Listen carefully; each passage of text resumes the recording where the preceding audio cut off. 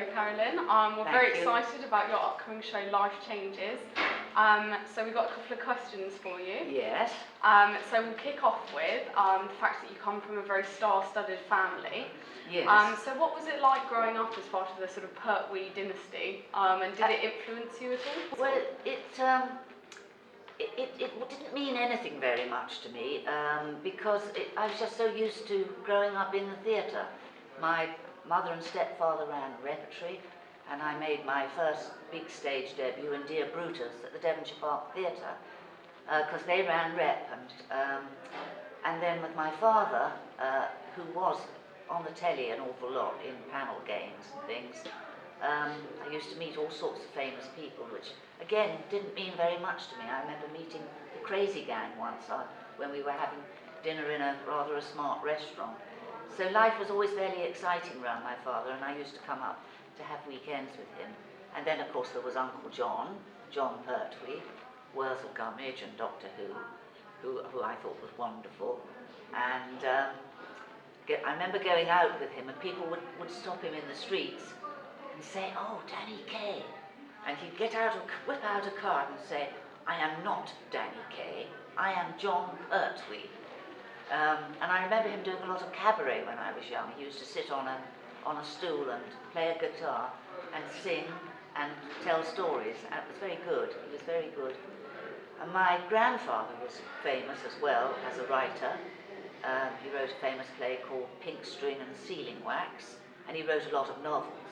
But he was rather an austere figure, so I didn't really get to know him very well. I think he always gave me sixpence or a pound sometimes when I saw him. But the Pertwees we do go back a long way of theatrical history. Yeah. You've had a very diverse career so far. What would you say is a highlight of it for you? Well, I suppose I'd have to say when I was 19, I joined the Old Vic Company for a world tour. It was going to be for 2 years, and the stars were Vivian Leigh and Sir Robert Helpman was the director. Quite a lot of our smaller parts people have got on. For example, Patrick Stewart was one of the youngsters, Bruce Montague, Butterflies, anyway. We rehearsed for 2 months at the Finsbury Park Empire, but as understudies, because we were understudying as well, there was no time for understudy rehearsals. They had 3 plays to get ready to take abroad, and we were going to be going for 2 years. Actually, in the end, it only turned out to be a year. Anyway, the first destination was Australia, Melbourne, and we got there. All the press were there to watch Vivian Leigh coming down the steps, and we all were carrying our shoes because we had such long flights. It was sort of non-stop, but stopping at various airports, and all our legs had swollen up. So the Old Vic Company ladies walked off carrying their shoes.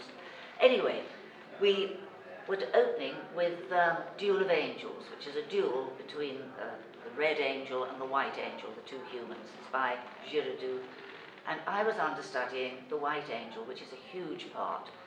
And we were in the final sort of stages of rehearsing when rumour came round that Sally Hume, who I was understudying, had got mumps. So the management came up very grim, thinking they were going to have to cancel the performance. And they said, "Carolyn, do you know it?" I said, "Yes, I think so." And anyway, I was called down. They wanted to be absolutely sure I did. I was called down to the Circle Bar, and we went right through the play. And they said, "Right, we're on." And so I opened up in Duel of Angels playing opposite Vivian Leigh, who came and helped me with my makeup. She was absolutely lovely. And when we had kisses we were kissing, giving me a kiss afterwards, she put her face behind mine, which I thought was very sweet. And she told me about the Vivian Leigh cut, to do the Vivian Leigh cut to the eyes, which I said we'd been taught at RADA. Anyway, the press were very nice, and I played it for the whole of the Melbourne season, aged 19. And she became very friendly with me and very, very kind to me. And I saw her after we came back from the tour. So moving on to the play, Life Changes, or collection of plays, I should say. How long has Life Changes been in the works? Well, I've always been writing short plays, and Rare Fortunes, who is a lovely production company who are putting this on, said let's do a collection of your plays. So I sent them about 14 plays to look at, and they chose the plays that they would like to do, and those are the ones that we are doing. Yeah, but one of them is called Life Changes, which is what we gave the title to. Oh, amazing. So it's a collection of short plays, and they're all about variations of love and sort of love in all its forms. Yes, love in all its guises, yes. Yeah, yes. so did you take any inspiration from your own life and your own sort of love with people? I'm often asked that question, and it's awful to say, but sometimes I can't remember what has triggered off an idea. Some plays that I have written have definitely come from just a tiny little something that's triggered off the idea, and then I go off on another route, what if, you know. So, yeah, I can't say all the plays have come from, you know, I can't really tell you, actually. I can't tell you really how some of the plays have come out of me, but they have, yes. But I didn't start writing until my middle years, not properly anyway. And finally, if you could just use 3 words to describe the collection of plays, what 3 words would you use? Very difficult question, that, because the plays are so diverse.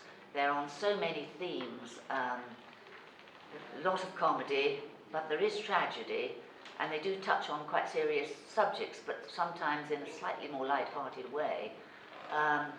So I think I would say funny, sexy, challenging. Well, there you have it. So if everyone wants to book tickets to the shows, they're all on the OSO website. And yeah, any final words? Oh, just do come along and see it.